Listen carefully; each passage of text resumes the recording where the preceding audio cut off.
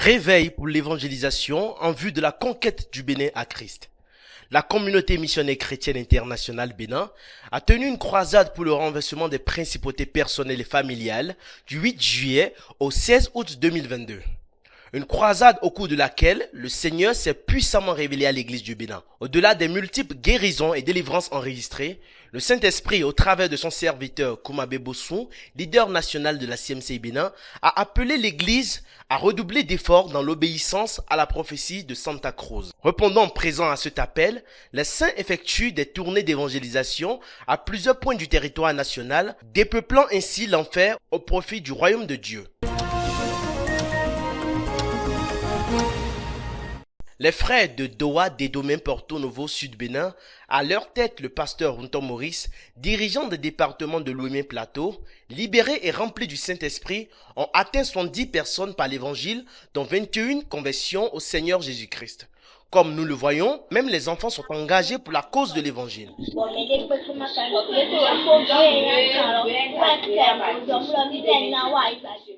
Conduits par le même esprit, les saints de l'église de Kokotomin, avec son dirigeant, le pasteur Kom Gangunuto, ont envahi le village de Révier à Wanso-Domain de l'évangile de Jésus-Christ. 150 personnes ont été atteintes et 100 personnes ont donné leur vie à Jésus-Christ. Une assemblée de maisons a été implantée ce même jour-là. Les saints de l'assemblée d'Aglar ont apporté l'évangile du vendredi 19 au dimanche 31 juillet à Djekpota, un quartier de la commune d'Abomey-Calavi, prêchant l'évangile à plus de 186 personnes, dont 58 convertis au Seigneur Jésus-Christ.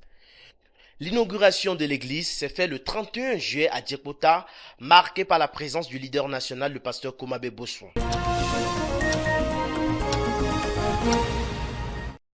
Le déluge d'évangélisation se poursuit même dans le nord Bénin, précisément à Manigri, où le président du collectif des Malsi et ses disciples ont assisté à une conférence organisée par le pasteur Bernadette Sounon et ses co-ouvriers missionnaires au Malsi. Une dizaine de Malsi se sont donnés à Jésus-Christ ce jour-là et 2 églises ont été déjà implantées.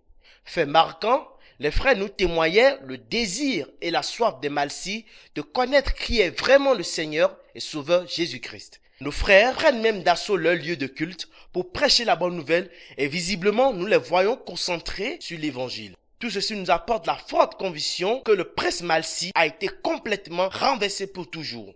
Rappelons que plusieurs autres assemblées ont rejoint ce déluge d'évangélisation. Restez branchés sur nos antennes RTVC pour un reportage plus détaillé dans les jours à venir. Oui, nous confirmons que la moisson est mûre. Les cœurs sont déjà prêts pour recevoir Jésus-Christ. Nous devons juste sortir et aller prêcher la bonne nouvelle. En effet, tel est l'ordre que le Seigneur nous a donné. Je t'ai établi pour être la lumière des nations, pour apporter le salut jusqu'aux extrémités de la terre. Actes chapitre 13, verset 14. Kenneth Kafui pour RTVC Bénin.